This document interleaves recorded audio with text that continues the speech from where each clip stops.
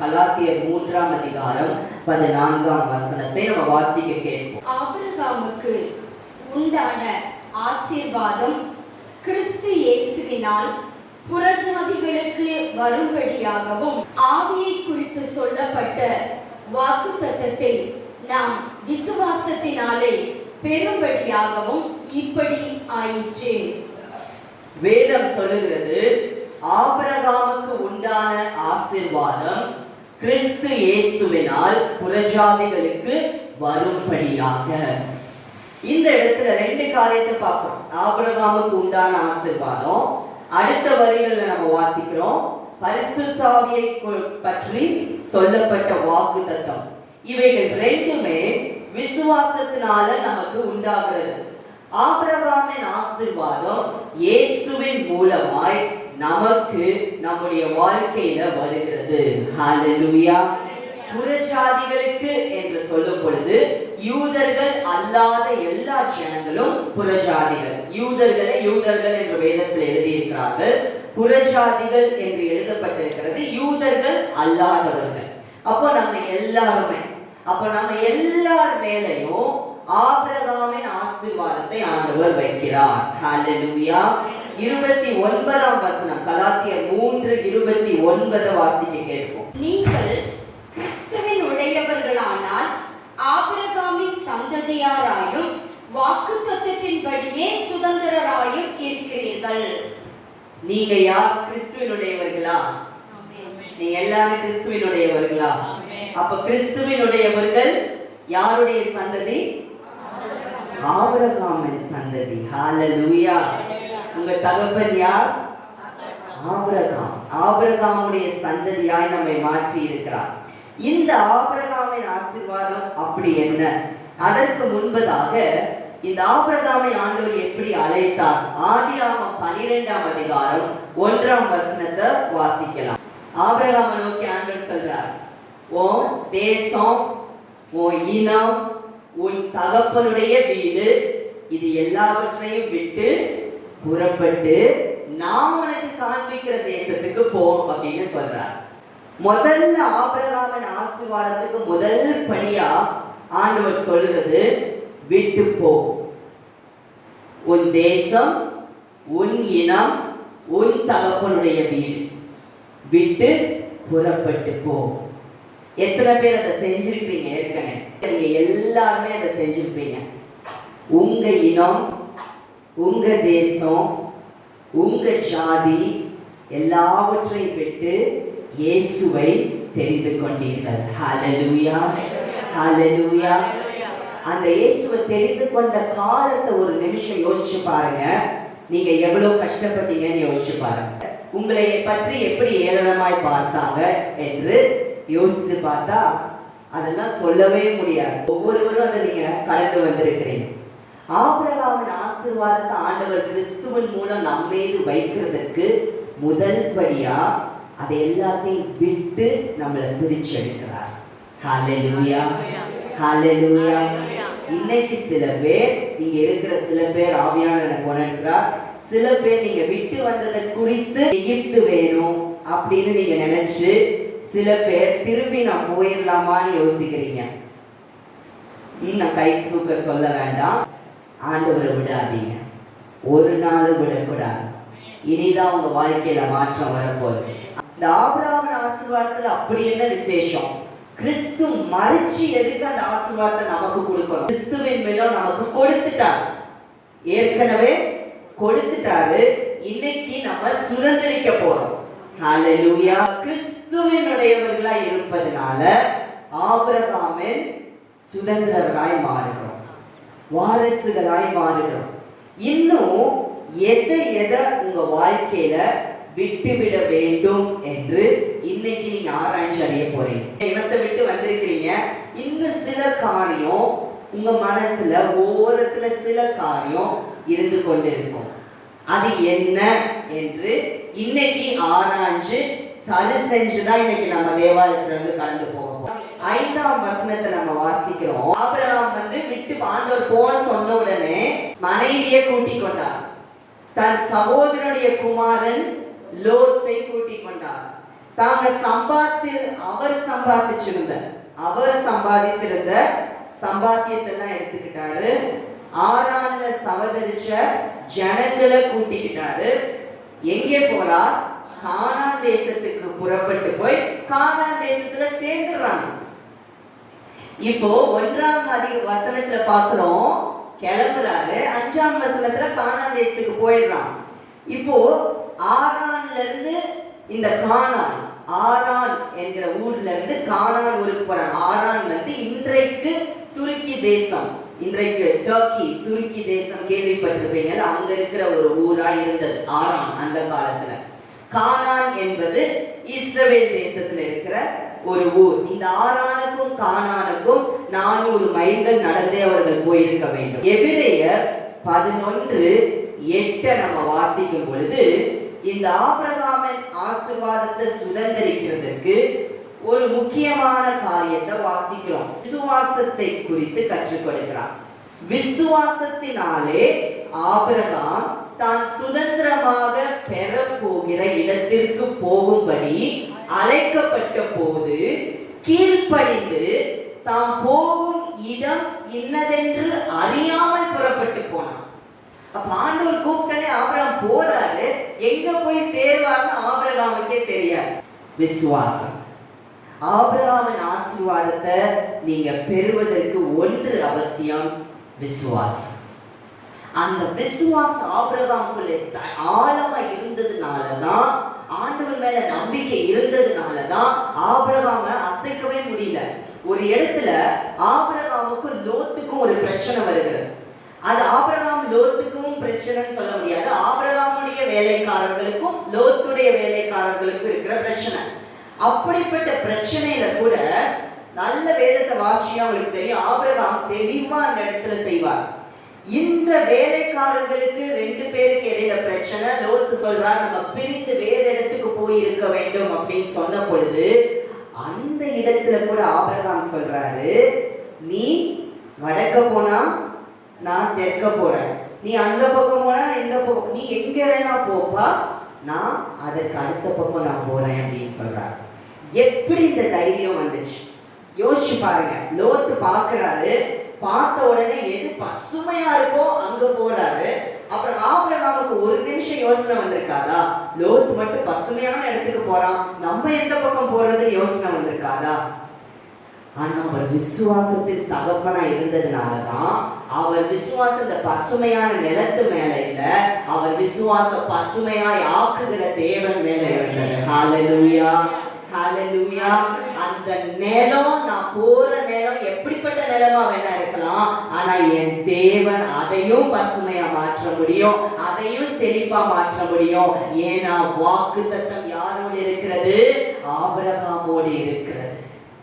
லோத் தெரிந்து கொண்ட Sodom Gomorrah பட்டணம் இன்றைக்கும் வரலாற்றின்படி அது அன்றைக்கு அழிக்கப்பட்டது, இன்றைக்கு உப்பு கடலா இருக்கிறது.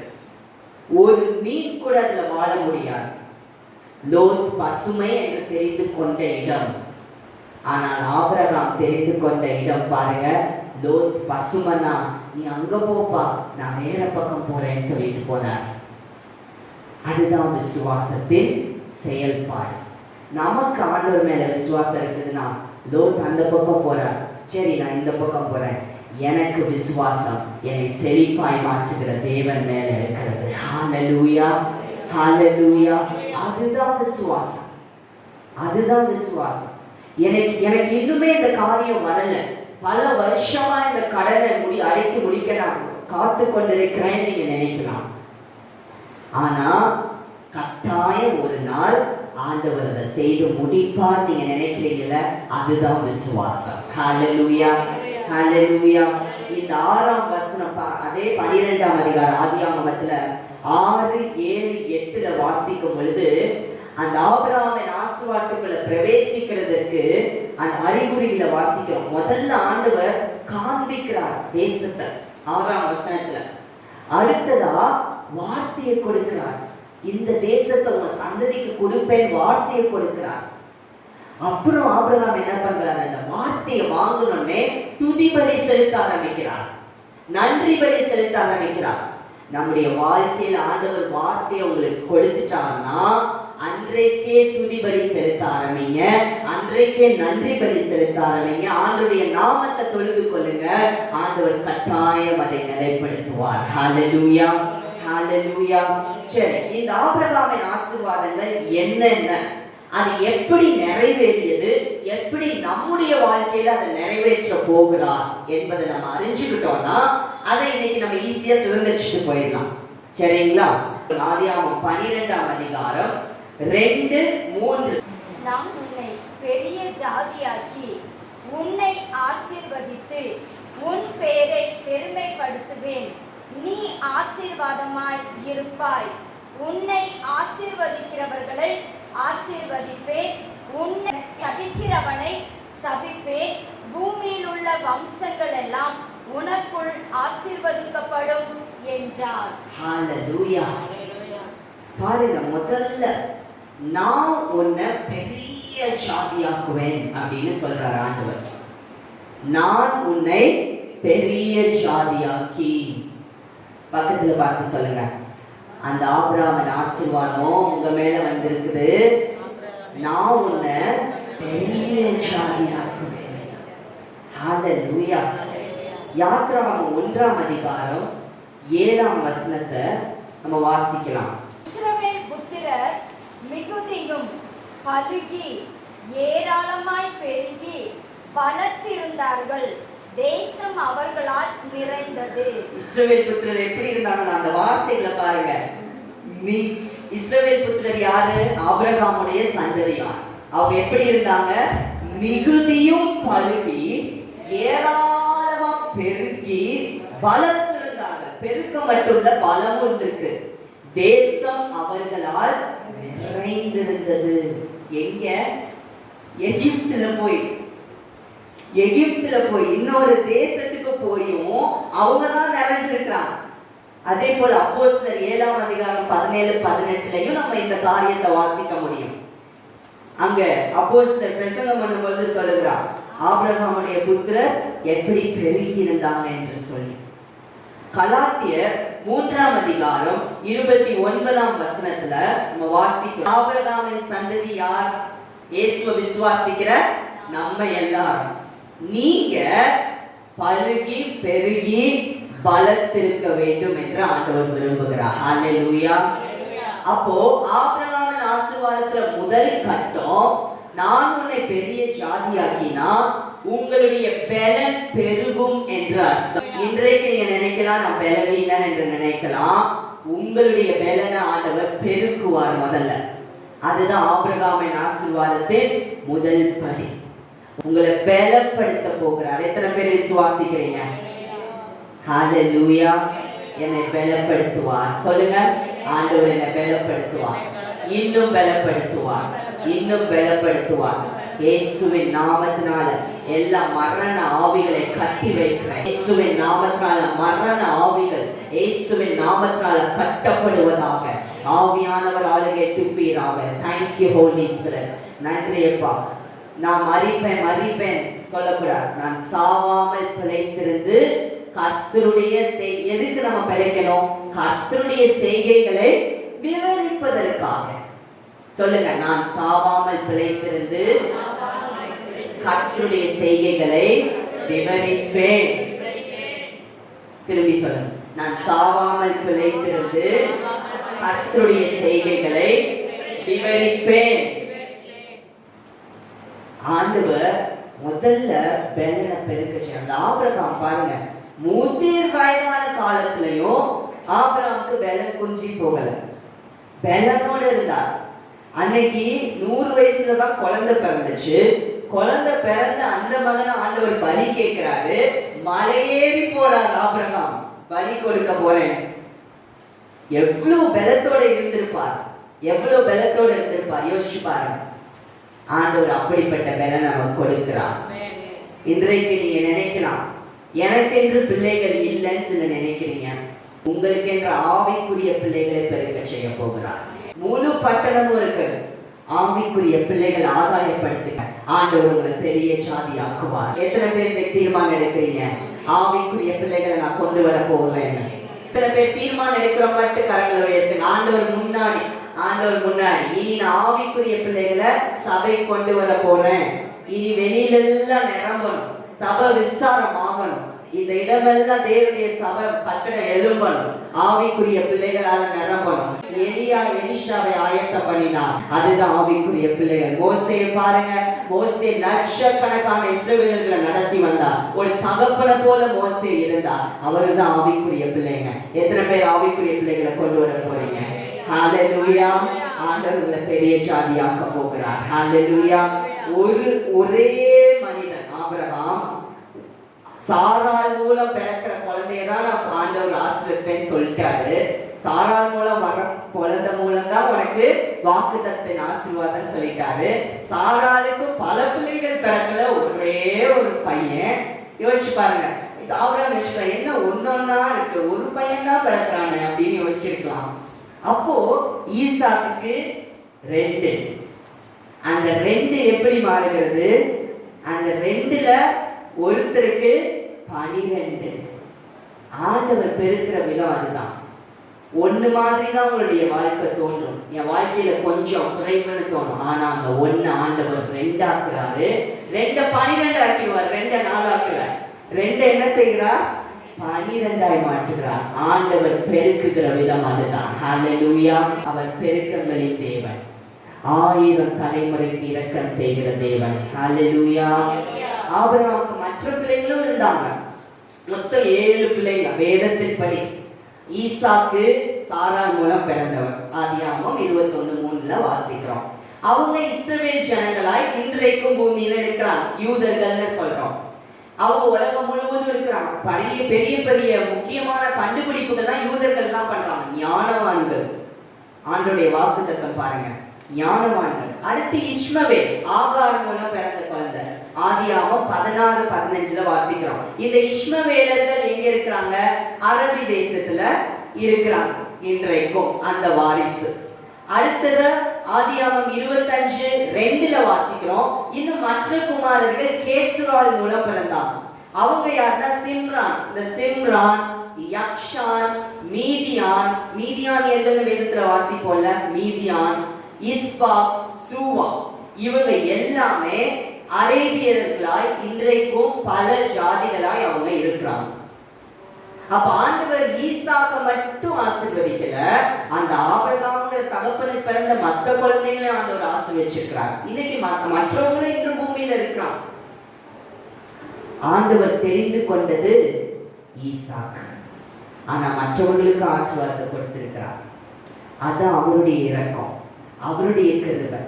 ஆதியாகமம் 17:19, 21:12 வாசிக்கும்போது ஆண்டவர் எப்படி ஈசாக்கை தெரிந்து கொண்டார், வாக்குத்தத்தத்தின் புத்திரனாய் என்று நம்ம அறிந்து கொள்ள முடியும்.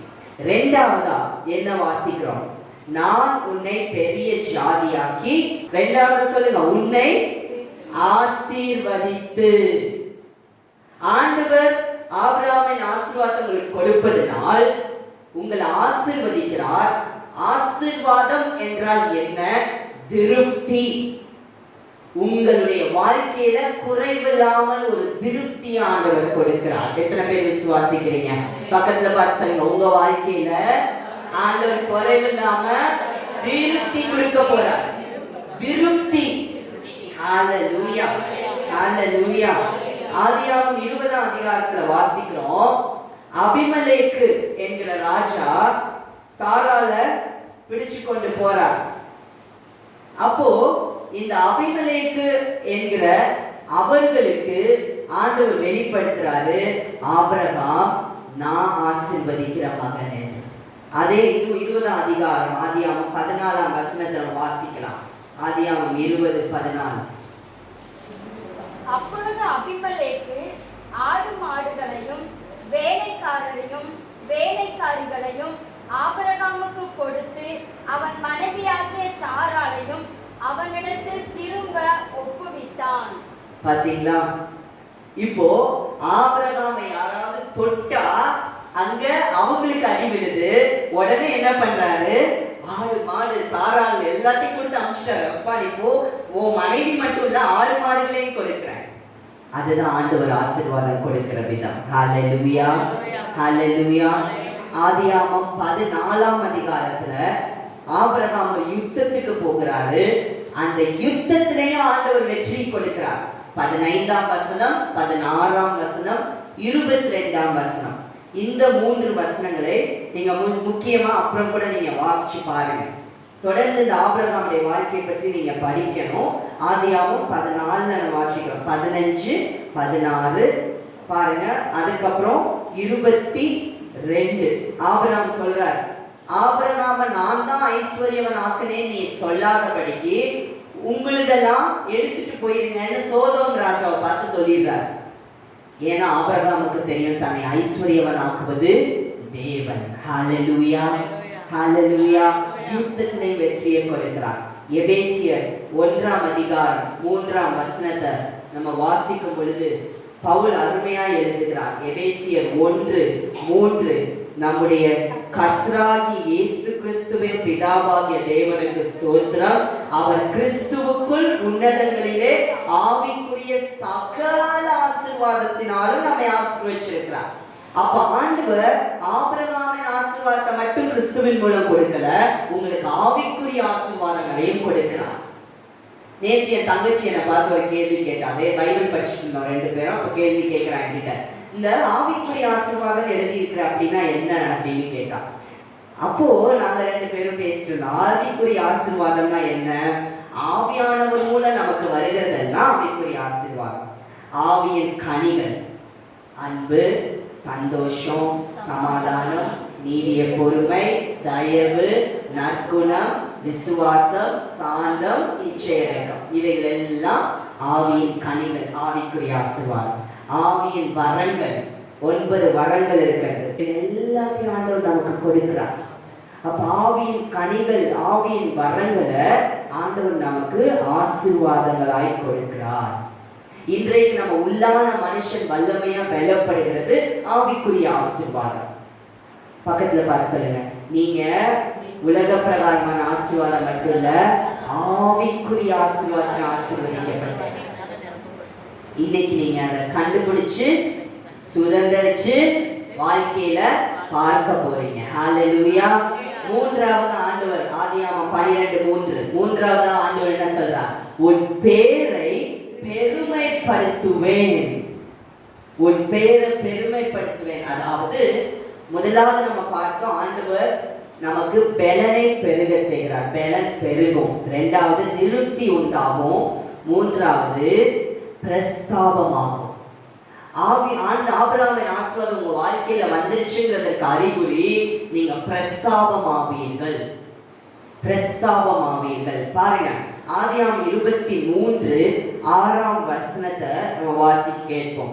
ஆதியாகமம் 23:6 இதை எப்படி ஆண்டவர் ஆபிரகாமுடைய வாழ்க்கையில நிறைவேற்றினான்னு பாருங்க. எங்கள் ஆண்டவனே, நாங்கள் சொல்லுகிறதை கேளும், எங்களுக்குள்ளே நீர் மகா பிரபு. பாத்தீங்களா, யார் சொல்றார்? ஏத்தேன் புத்திரர் ஆபிரகாம் வந்து சொல்றான், எங்களுக்குள்ள நீங்க மகா பிரபு என்று சொல்லுகிறார். எங்கள் கல்லறைகளில் முக்கியமானதுல பிரேதத்தை அடக்கம் சாரால் இறந்த நேரம் நடக்கிறது.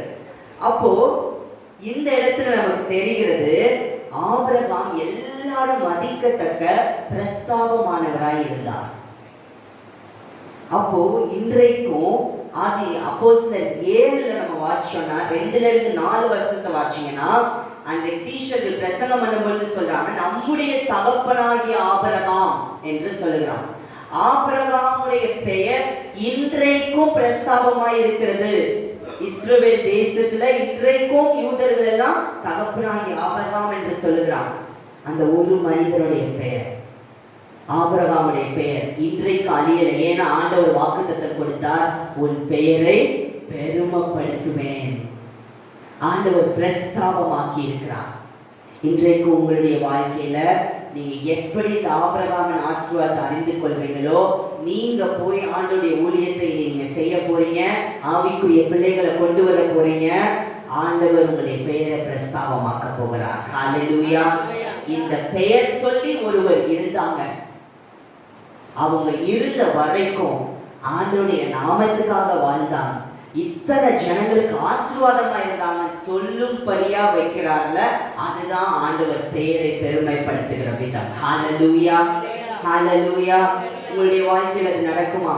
ஆபிரகாமின் ஆசீர்வாதம் ஒருத்தர் ரெண்டு பேருக்கு இல்ல, எல்லா விசுவாசிகளுக்கும் ஆண்டவர் கொடுக்கிறார். கிறிஸ்துவ விசுவாசிக்கிற எல்லாருக்கும் கொடுக்கிறது ஆபிரகாமின் ஆசீர்வாதம். நம்ம இன்னும் அதை கண்டுபிடிச்சு நம்முடைய வாழ்க்கையில் அபியாசப்படுத்தல, இன்னும் தாமதம் இல்லை, இனியும் அதை ஆண்டவர் செய்ய முடியும். ஆண்டவர் உங்களுடைய பெயரை பிரஸ்தாபப்படுத்த முடியுமா? அப்படிப்பட்ட வாழ்க்கையை நீங்க வாழ போறீங்களா? ஹalleluya, ஹalleluya. போன்ல பேசும் பொழுதும் சரி, ஒருத்தரை சந்திக்கும் பொழுதும் சரி, ஆண்டவர் கொடுக்கிற வார்த்தைகளை, தைரியப்படுத்துகிற வார்த்தைகளை சொல்லுங்க. நான்காவதாக ஆண்டவர் என்ன சொல்றார்? நீ ஆசீர்வாதமாய் இருப்பாய். ஆண்டவர் ஏற்கனவே சொல்றாரு, நான் உன்னை ஆசீர்வதிச்சு அப்படின்னு சொல்லிட்டாரு. இப்ப ஆண்டவர் சொல்றாரு, நீ ஆசீர்வாதமாய் இருப்பாய்ன்னு சொல்றாரு. இதற்கு என்ன அர்த்தம்னா, நீ மற்றவங்களுக்கு ஆசீர்வாதமாய் இருப்ப என்பதுதான் அர்த்தம். ஆதியாகமம் 21, 22, 23 நம்ம வாசிக்கலாம். அக்காலத்தில் அபிமெலேக்கும் அவன் சேனாபதியாகிய பிகோலும் ஆபிரகாமை நோக்கி, நீ செய்கிற காரியங்கள் எல்லாவற்றிலும் தேவன் உன்னுடனே இருக்கிறார்.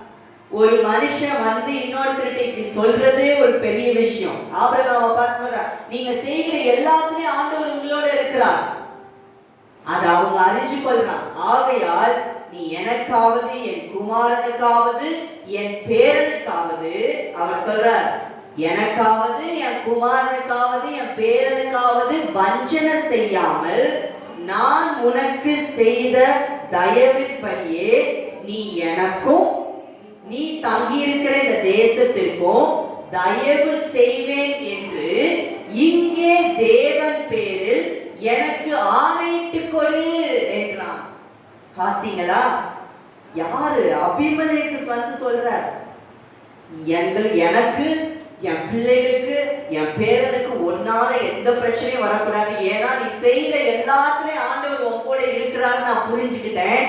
தயவு செஞ்சு ஆணையிட்டு கொடுங்கன்னு கேட்கிறார், சத்தியம் பண்ணி கொடுங்கன்னு கேட்கிறார். அதுதான் ஆண்டவர் உங்களை உலகத்துக்கு காட்டுகிற விடம். ஏன்னா ஆண்டவர் தான் உங்களை ஆசீர்வதிக்கிறவர். ஹalleluya. ஆண்டவர் உங்களை ஆசீர்வதிச்சு உங்களை ஆசீர்வாதமா வைக்கிறார்னா அதற்கு அறிகுறி மற்றவங்க வந்து உங்களோட ஆண்டவர் இருக்கிறான்னு நான் அறிஞ்சுக்கிறேன், உங்களால எங்களுக்கு எந்த பிரச்சனையும் வரக்கூடாது அப்படின்னு மற்றவர்கள் தங்கள் வாயில உங்களுக்கு வந்து சொல்லும்படியா கர்த்தர் உங்களை உயர்த்தி வைக்கிறார். ஹalleluya, ஹalleluya. கேட்கிற ஆணையிட்டு கொடுங்கன்னு கேட்கிறார், சத்தியம் பண்ணி கொடுங்கன்னு கேட்கிறார். அதுதான் ஆண்டவர் உங்களை பிரகாசிக்க செய்கிற விதம். ஹalleluya. எபிரேயர் 13:2 வாசிக்கிறோம், ஆபிரகாம் யாரும் அறியாத மனுஷர்களுக்கு கூட போஷிச்சு அவர்களை தேவதூதர்கள்னு கூட அறியாம அவர்களை போஷிச்சிருக்கிறார். அதுதான் நம்ம ஆசீர்வாதமாய் இருக்கிற விதம். ஹalleluya, ஹalleluya. இயேசுவை பிரதிபலிக்கிறோம், இயேசுவை பிரதிபலிக்கிறோம். முதலாவது நம்ம பார்த்தோம், யாருமே மறக்கக்கூடாது, பலன் பெருகும், திருப்தி உண்டாகும், மூன்றாவதா பிரஸ்தாபமாகும், நான்காவதா பிரகாசமாகும். ஹalleluya. ஆபிரகாமின் ஆசீர்வாதம், ஆபிரகாமின் ஆசீர்வாதம். இஸ்ரவேலர்களை ஆண்டவர் இன்னும் இந்த பூமியில பேருள்ளவர்களா வச்சிருக்கிறார்னா அது ஆபிரகாமின் ஆசீர்வாதம். ஏன் கிறிஸ்துவின் மூலம் புத்திரரான வாரிசான நம்ம அதை சுதந்திரிச்சுக்க கூடாது? ஆண்டவர் நமக்கும் தான் அதை வச்சிருக்கிறார், அதை நம்ம சுதந்திரிக்கணும். ஹalleluya. ஐந்தாவதாக முடிக்க போகிறேன். ஐந்தாவதாக ஆண்டவர் சொல்றாரு, உன்னை ஆசீர்வதிக்கிறவர்களை ஆசீர்வதிப்பேன். பார்த்தீங்கன்னா எவ்வளவு பெரிய வாக்கு பாருங்க, உன்னை ஆசீர்வதிக்கிறவர்களை ஆசீர்வதிப்பேன். ஆதியாகமம் 12:3 வாசிக்க. அப்போ ஆண்டவர் நமக்கு என்ன சொல்றாரு பாருங்க. ஆதியாகமம் 20:18 இந்த வார்த்தையை ஆண்டவர் நிறைவேற்றுகிறத பார்க்கிறோம். ஆதியாகமம் 20:18 ஆபிரகாம் தேவனை நோக்கி வேண்டிக் கொண்டான், அப்பொழுது தேவன் அபிமெலேக்கையும் அவன் மனைவியையும் அவன் வேலைக்காரிகளையும் குணமாக்கி பிள்ளை பெறும்படி அனுக்கிரகம் பண்ணினார். எப்போ? ஆபிரகாம் வேண்டுதல் செஞ்ச போது. ஏன்னா ஆண்டவர் வாக்கு கொடுத்திருக்கிறாரு, உன்னை ஆசீர்வதிக்கிறவர்களை ஆசீர்வதிப்பேன். ஆபிரகாமுடைய மனைவியாக சாராள அபிமெலேக்கு எடுத்துக்கொண்டு போனார். அப்ப ஆண்டவர் எல்லாருடைய கர்ப்பத்தை அடைச்சிட்டார்.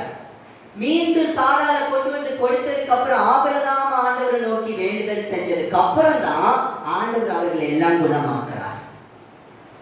நம்மை ஆசீர்வதிக்கிறவர்களை ஆண்டவர் ஆசீர்வதிக்கிறது. நீங்க ஒருவருக்காக ஜெபிக்கும் பொழுது அந்த இடத்துல அற்புதம் கட்டாயம் நடக்கும்.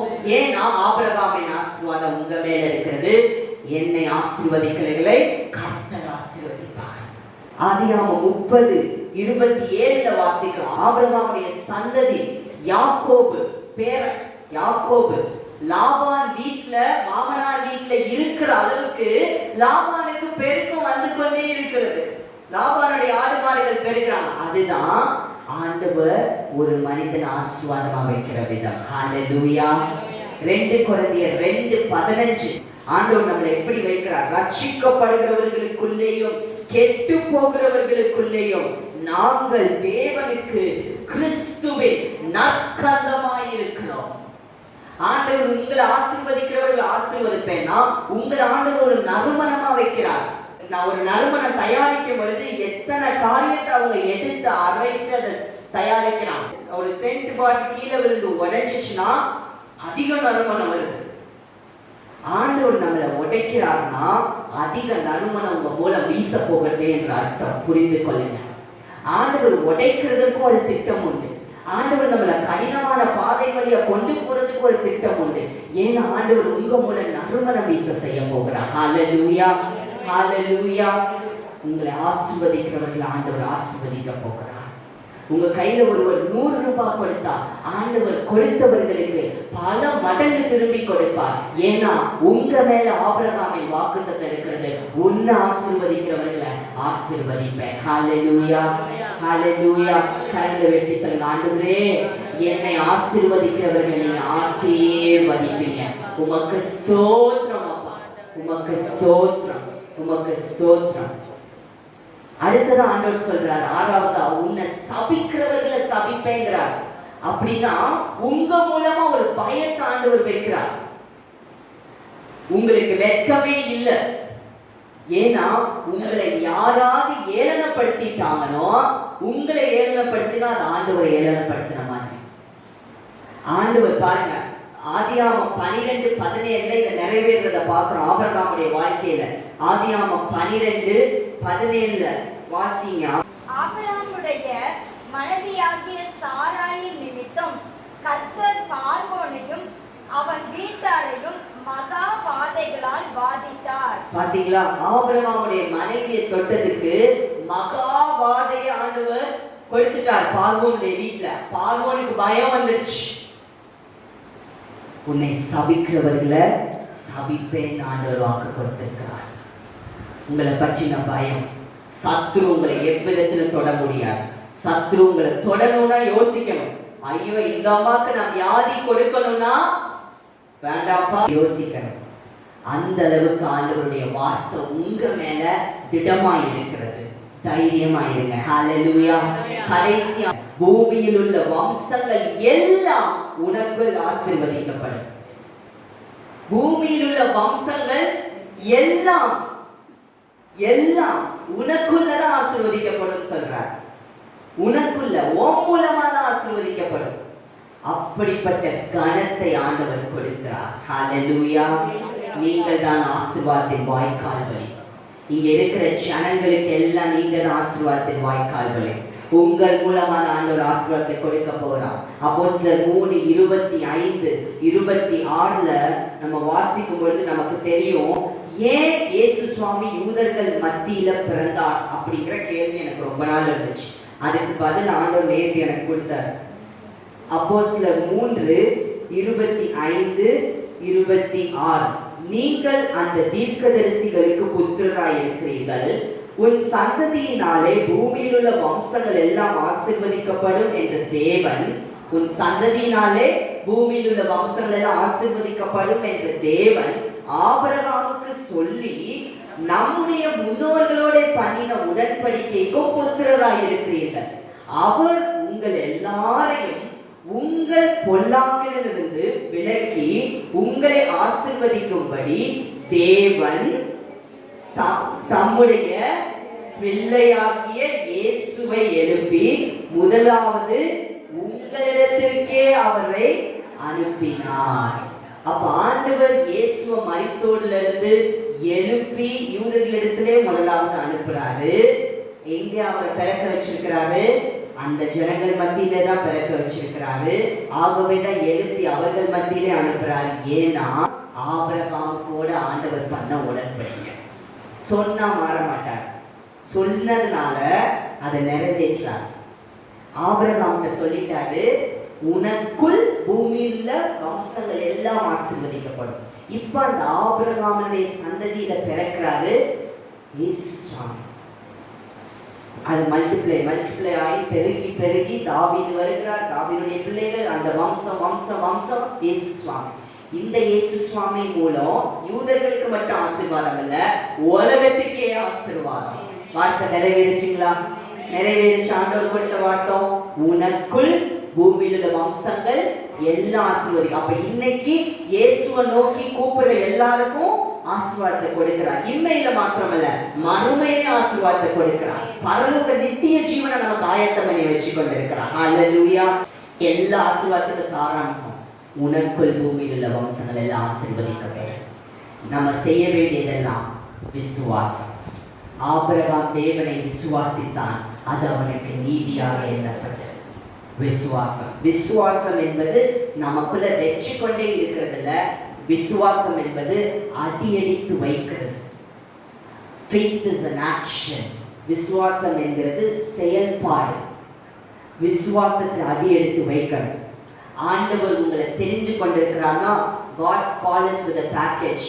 அதாவது ஆண்டவர் உங்களை தெரிந்து கொண்டிருக்கிறான்னா அவருடைய அழைப்பு, அவருடைய ஆசீர்வாதங்கள் மொத்தத்தோட தான் உங்களுக்கு வந்திருக்கிறது.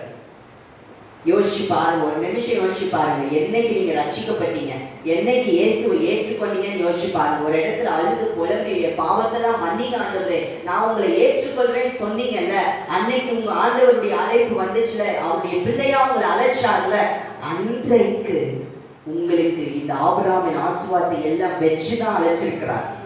சுதந்திரிச்சுக்க போறீங்களா? இன்றைக்கு அந்த தட்டைகளை உடைச்சு நம்ம ஜெபிக்க போறோம்.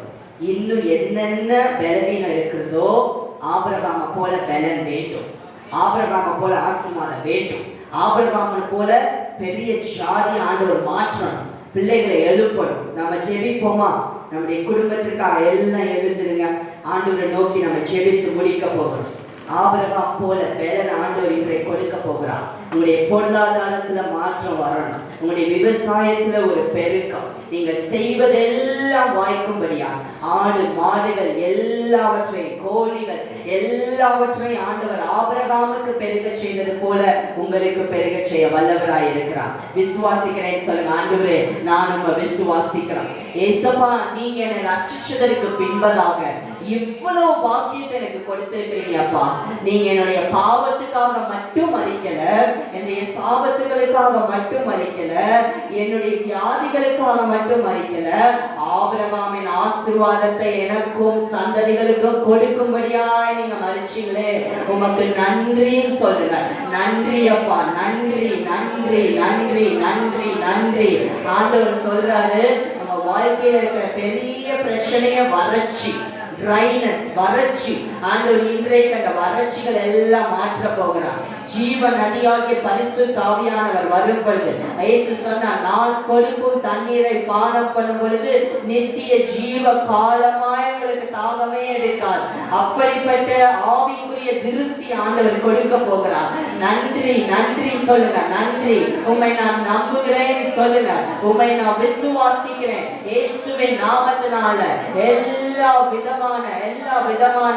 எல்லா விதமான ஏழ்மையின் எண்ணங்கள், தரித்திரத்தின் எண்ணங்கள், இயேசுவின் நாமத்தினால பாவர்ட்டி மைண்ட் செட், ஏழ்மையின் எண்ணங்கள், இயேசு என்னை ஆசீர்வதிக்க மாட்டார் என்று பல விதமாய் குழம்பிக் கொண்டிருக்கிறீங்க, இன்றைக்கு வெளியேறட்டும் இயேசுவின் நாமத்தினால. இயேசுவின் நாமத்தினால கட்டாயம் அற்புதத்தை ஆண்டவர் உங்களுக்கு செய்வார், உங்களுக்கு செய்வார், எனக்கு செய்வார் சொல்லுங்க. எனக்கு செய்வார், எனக்கு செய்வார். சரீரத்துல முதலாவது சரீரத்துல இருக்கிற காரியங்களுக்காக ஜெபிக்க போறோம். வியாதியின் இடத்துல கரங்களை வைங்க. இயேசுவின் நாமத்தினால, இயேசுவின் நாமத்தினால ஆபிரகாமை போல எனக்கு பலன் உண்டாவதாக வாயில அறிக்கை பண்ணுங்க. ஆபிரகாமை போல பலன் உண்டாவதாக, பலன் உண்டாவதாக, பலன் உண்டாவதாக. எல்லா விதமான எல்லா சரீரத்தில் இருக்க வியாதிகள் இயேசுவின் நாமத்தினால வெளியேறுவதாக, வெளியேறுவதாக. Be healed, be healed, be healed. சுகம் உண்டாவதாக, சுகம் உண்டாவதாக. பலவீனங்கள் மாறுவதாக. கொல்லாத பிசாசே, வியாதியில வைத்திருக்கிற கொல்லாத பிசாசே வெளியேறு இயேசுவின் நாமத்தினால, வெளியேறு இயேசுவின் நாமத்தினால. கண்கள்ல இருந்து மேல வலி, உங்களுக்கு இந்த தலை கண்கள் எல்லாம் வலி. யார் ஜெபித்துக் கொண்டிருக்கிறீங்க? யார் ஜெபித்துக் கொண்டிருக்கிறீங்க? கரங்களை உயர்த்துங்க. கண்கள்ல இருந்து மேல வலி முன்பதாக வாங்க. ஆண்டவர் உங்களை சுகமாக்க விரும்புகிறார். பரிசுத்த ஆவியானுடைய வல்லமை இப்பொழுது இறங்குவதாக, இப்பொழுது இறங்குவதாக. இயேசுவின் நாமத்தினால சுகம் உண்டாவதாக, சுகம் உண்டாவதாக. Be healed in the name of Jesus. இயேசுவின் நாமத்தினால சுகம், இயேசுவின் நாமத்தினால எல்லா வலிகளும் இப்பொழுது மறைவதாக, மறைவதாக. இயேசுவின் நாமத்தினால வெளியேறு, இயேசுவின் நாமத்தினால வெளியேறு, இயேசுவின் நாமத்தினால. முன்னாடி வாங்க. இயேசுவின் நாமத்தினால, இயேசுவின் நாமத்தினால இப்பொழுது இப்பொழுது இப்பொழுது சோதிச்சு பாருங்க. ஆண்டவர் சுகமாக்கிட்டார். சோதிச்சு பாருங்க. இயேசுவின் நாமத்தினால சுகம் உண்டாவதாக. எல்லா விதமான மனதை குழப்புகிற ஆவிகள் வெளியேறுவதாக. சுகம், சுகம். இயேசுவின் நாமத்தினால சுகம் உண்டாவதாக. ஜீசஸ் நேம், இயேசுவின் நாமத்தினால, இயேசுவின் நாமத்தினால இப்பொழுது தேவனுடைய பலன் இறங்குவதாக. Thank you Father. நன்றி, நன்றி. இப்ப சோதிச்சு பாருங்க. எத்தனை பேர் வலி இல்ல? கரங்களை உயர்த்தி காட்டுங்க. ஆண்டவர் சுகமாக்கிட்டாரா? ஸ்தோத்திரம் அப்பா, நன்றி. கரங்களை தட்டி ஆண்டவரை மகிமைப்படுத்துங்க. மக்கள் ஸ்தோத்திரம், ஸ்தோத்திரம், ஸ்தோத்திரம். இயேசு ஜீவிக்கிறார், இயேசு ஜீவிக்கிறார். இன்றும் இயேசு ஜீவிக்கிறார். அற்புதங்களை செய்கிறார். Thank you Father. நன்றி, நன்றி, நன்றி. வீட்டுல வளர்க்கிற மிருக ஜந்துக்கள் அடிக்கடி சில பிரச்சனைகள் அதன் மத்தியில வருகிறது. அடிக்கடி ஏதாவது ஒண்ணு ஆகுறது. எத்தனை பேர் அதுக்காக ஜெபித்துக் கொண்டிருக்கிறீங்க? வீட்டுல வளர்க்கிற காரியங்கள் முன்பதாக வாங்க. அதனால உங்களுக்கு ஒரு பெரிய பொருளாதாரத்தில் ஆண்டவர் பெருக்கத்தை கொடுக்கணும். இயேசுவின் நாமத்தினால எல்லா கரங்களை வானத்துக்கு நேரா உயர்த்துங்க. ஆண்டவரே, இயேசுவின் நாமத்தினால அப்பா, நீர் சொன்னால் செய்கிறவர், நீர் சொன்னால் செய்கிறவர் அப்பா. என் நாமத்தினால நீங்கள் எதை கேட்டால் அதை நான் செய்வேன் சொல்லி இருக்கிறீங்க. இயேசுவின் நாமத்தினால அந்த குடும்பத்துல இன்றைக்கு ஒரு விடுதலை வருவதாக. இன்றைக்கு இந்த வீட்டிற்கு ரட்சிப்பு வந்தது என்று சகீவை பார்த்து சொன்னது போல இன்றைக்கு இந்த வீட்டிற்கு ரட்சிப்பு வருவதாக. தேவனுடைய அபிஷேகம் பொங்கி எழுப்புவதாக. இயேசுவின் நாமத்தினால, இயேசுவின் நாமத்தினால விடுதலை, விடுதலை, விடுதலை, விடுதலை உண்டாவதாக. இனி கொள்ளாத பிசாசே, எல்லா வளர்க்கிற செல்ல பிராணிகளை தொட்ட உனக்கு அதிகாரம் இல்லை. ஆபிரகாமின் ஆடு மாடுகளை பெருக செய்த தேவன் இந்த குடும்பத்தில் பெருக்கத்தை உண்டு பண்ணுவீராக. Thank you Father. நன்றி அப்பா, நன்றி. ஸ்தோத்திரம், ஸ்தோத்திரம். நன்றி செலுத்துங்க. கரங்களை உயர்த்தி நன்றி செலுத்துங்க, நன்றி செலுத்துங்க. நன்றி, நன்றி, நன்றி. Thank you. நன்றி பரிசுத்த ஆவியானவரே, நன்றி பரிசுத்த ஆவியானவரே. முழங்கால் வலிகளை கர்த்தர் சுகமாக்கி கொண்டிருக்கிறார். இயேசுவின் நாமத்தினால தேவனுடைய பலன் இறங்குவதாக. கரங்களை வைத்து ஜெபிங்க. இயேசுவின் நாமத்தினால இப்பொழுது எனக்குள்ள தேவனுடைய வல்லமை இறங்குவதாக. மான் கால்களை போல கர்த்தர் மாற்றுவீராக. காண்டாமிருகத்துக்கு கொத்த பலன் உண்டாவதாக. சொல்லுங்க, காண்டாமிருகத்துக்கு கொத்த பலன் உண்டாவதாக. நான் சாவாமல் பிழைத்திருந்து கர்த்தருடைய செய்கைகளை விவரிப்பேன், கர்த்தருடைய செய்கைகளை விவரிப்பேன், ஆண்டவருடைய வார்த்தையை சொல்லுவேன், ஆண்டவர் செய்கிற அற்புதங்களை சொல்லுவேன். சொல்லி ஜெபிங்க ஜெபிங்க.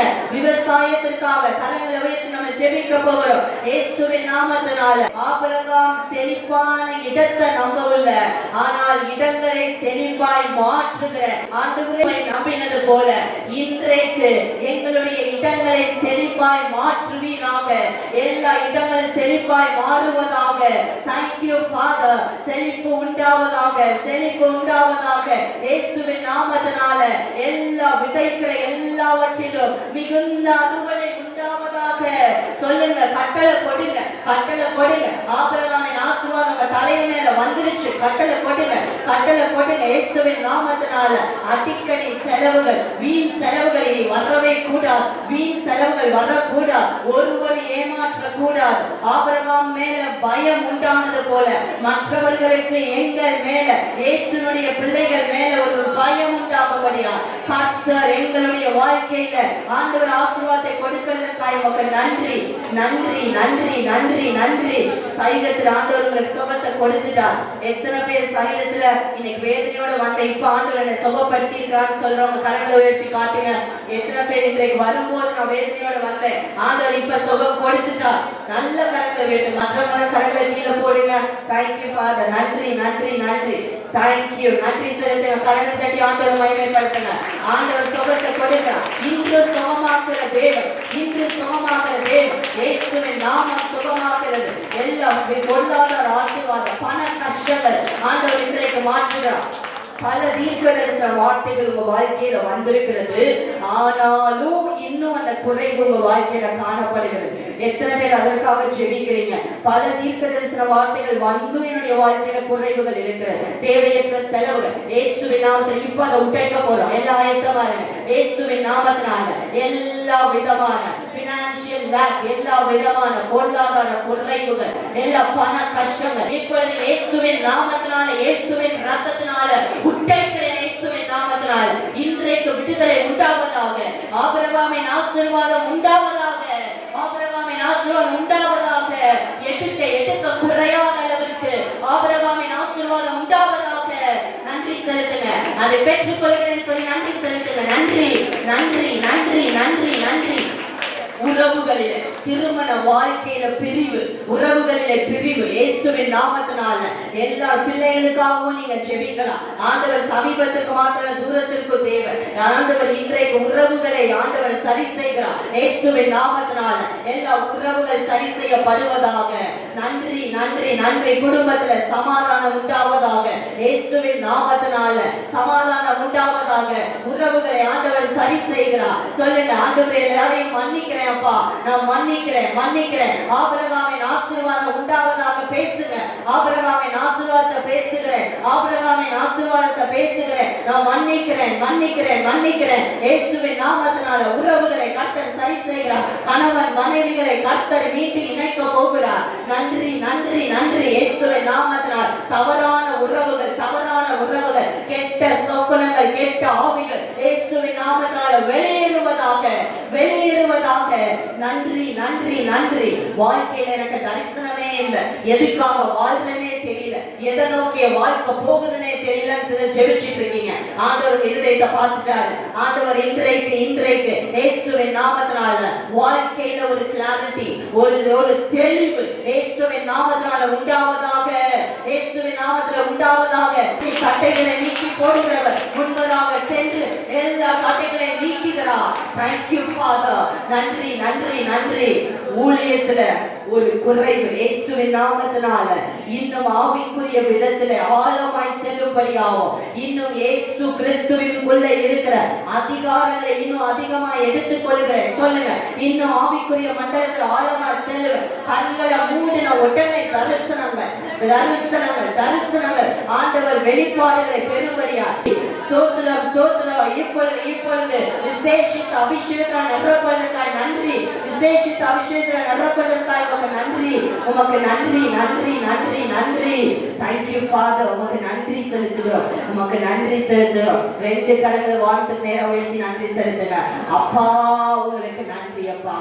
இயேசுவின் மூலம் கிறிஸ்துவின் மூலம் ஆபிரகாமின் ஆசீர்வாதம் எங்கள் மேல வந்து விட்டது. நன்றி நன்றி. இனி என்னுடைய பலன் பெருகும். சொல்லுங்க, என்னுடைய பலன் பெருகும். எனக்கு திருப்தி உண்டாகும். நான் பிரஸ்தாபமாவேன். எனக்கு பிரகாசம் உண்டாகும். நான் நறுமணம் வீசுவேன். என்னை குறித்த பயம் சத்துருக்களுக்கு உண்டாகும். மிகுந்த கனம் உண்டாகும். இந்த 7 ஆசீர்வாதங்களை சுதந்திரித்துக் கொள்கிறேன். இந்த 7 ஆசீர்வாதங்களை நான் மட்டும் இல்லை, என் பிள்ளைகளுக்கு கொடுக்கிறேன். சொல்லுங்க, நீங்க வாயத்தன்னு உங்க பிள்ளைங்களை ஆசீர்வதிங்க. சின்ன பிள்ளைங்க பக்கத்துல இருந்தா தலையின் மேல கை வச்சு ஆசீர்வதிங்க. உங்க பிள்ளைங்க தலை மேல கை வச்சு ஆசீர்வதிங்க. ஆபிரகாமின் ஆசீர்வாதம் கிறிஸ்துவின் மூலம் எனக்கு கொடுக்கப்பட்ட இந்த ஆபிரகாமின் ஆசீர்வாதத்தை என் பிள்ளைகள் மேல வைக்கிறேன். சொல்லுங்க, என் பிள்ளைகள் மேல வைக்கிறேன். என் பிள்ளைகள் மேல வைக்கிறேன். என் சந்ததி மேல வைக்கிறேன். என்னை நேசிக்கிற பிள்ளைகள் மேல வைக்கிறேன். சொல்லுங்க, என் ஆவிக்குரிய பிள்ளைகள் மேல வைக்கிறேன். என்னை நேசிக்கிற எல்லா பிள்ளைகள் மேல வைக்கிறேன். என் சொந்த பந்தங்கள் மேல வைக்கிறேன். அவர்கள் இயேசுவை அறிந்து கொள்வார்களாக. நன்றி நன்றி நன்றி நன்றி நன்றி நன்றி நன்றி. புதிய பலன், புதிய கிருபை, புதிய வல்லமை இப்பொழுது இப்பொழுது இப்பொழுது கடைசியா ஒரு முறை பரிசுத்த ஆவியுடைய பிரசன்னம் அனல்மூட்டுகிறார். கேட்ட எண்ணங்கள் வெளியேறுகிறது. தேவையற்ற சிந்தைகள் வெளியேறுகிறது. உராபா சிவரவர நிரம்புங்க நிரம்புங்க நிரம்புங்க நிரம்புங்க நிரம்புங்க நிரம்புங்க. நன்றி நன்றி நன்றி நன்றி நன்றி நன்றி நன்றி நன்றி நன்றி நன்றி நன்றி நன்றி நன்றி நன்றி நன்றி நன்றி. Thank you Father. நன்றி. புதிய புதிய தாளந்துகளை கர்த்தர் கொடுக்கிறார். உங்க இருதயத்தை பார்க்கிறார். புதிய தாளந்துகள் உண்டாகிறது. Thank you Father. நன்றி அப்பா, நன்றி அப்பா. ஆண்டவர் எல்லா வறட்சியும் மாற்றிட்டார். ஆமென் சொல்லுங்க. ஆமென். என்னுடைய பொருளாதார வறட்சியை மாற்றி விட்டார். என் ஊழிய வறட்சியை மாற்றி விட்டார். உறவுகளின் வறட்சியை மாற்றி விட்டார். சரீரத்தில் இருக்கிற பலவீனம் என்ற வறட்சியை மாற்றி விட்டார். சுகத்தை கொடுத்து விட்டார். தரிசனங்களை என் வாழ்க்கையில கொடுக்கிறார். பெரிய காரியங்களை நான் செய்வேன். சொல்லுங்க, இயேசுவுக்காக பெரிய காரியங்களை இணைந்து செய்வோம். சொல்லுங்க, இணைந்து செய்வோம். இந்த சபை விஸ்தாரமாகும். இந்த சபை விஸ்தாரமாகும். எங்கள் கண்கள் அதை காணும். எங்கள் கண்கள் அதை காணும். வாலிபர்கள் எழுப்பப்படுவார்களாக. அநேகர் வருவார்களாக. ஆவிக்குரிய பிள்ளைகள் எழுப்பப்படுவார்களாக. நன்றி நன்றி நன்றி. எல்லாம் இப்போ நான் சொல்ல சொல்ல சொல்லுங்க. ஆதியாகமம் 12:3 நம்ம அறிக்கை பண்ண போறோம். ஆண்டவரே, இந்த வார்த்தையை நான் சுதந்திரித்துக் கொள்கிறேன். நான் உன்னை பெரிய ஜாதியாக்கி, ஆமென் சொல்லுங்க. ஆமென். உன்னை ஆசீர்வதித்து உன் பிள்ளைகள், உங்க பிள்ளைகளுக்கும் இது பொருந்தும். பிள்ளைங்க எங்க இருந்தாலும் சரி, கவலைப்படாதீங்க. ஆண்டவர் இங்க இருந்து நீங்க பேசுறீங்க, ஆண்டவர் கொடுத்து கொண்டிருப்பா. நான் உன்னை பெரிய ஜாதியாக்கி உன்னை ஆசீர்வதித்து உன் பெயரை பெருமைப்படுத்துவேன். நீ ஆசீர்வாதமாய் இருப்பாய். உன்னை ஆசீர்வதிக்கிறவர்களை ஆசீர்வதிப்பேன். உன்னை சபிக்கிறவர்களை சபிப்பேன். பூமியில் உள்ள வம்சங்கள் எல்லாம் உனக்குள் ஆசீர்வதிக்கப்படும். ஹalleluya ஹalleluya. உங்கள் தலைமுறைகளை கர்த்தர் கையில் எடுத்திருக்கிறார். Thank you Father. நன்றி செலுத்துகிறோம். பெரிய காரியங்களை செய்யும். இயேசுவின் நாமத்தில் பிதாவே. ஆமென்.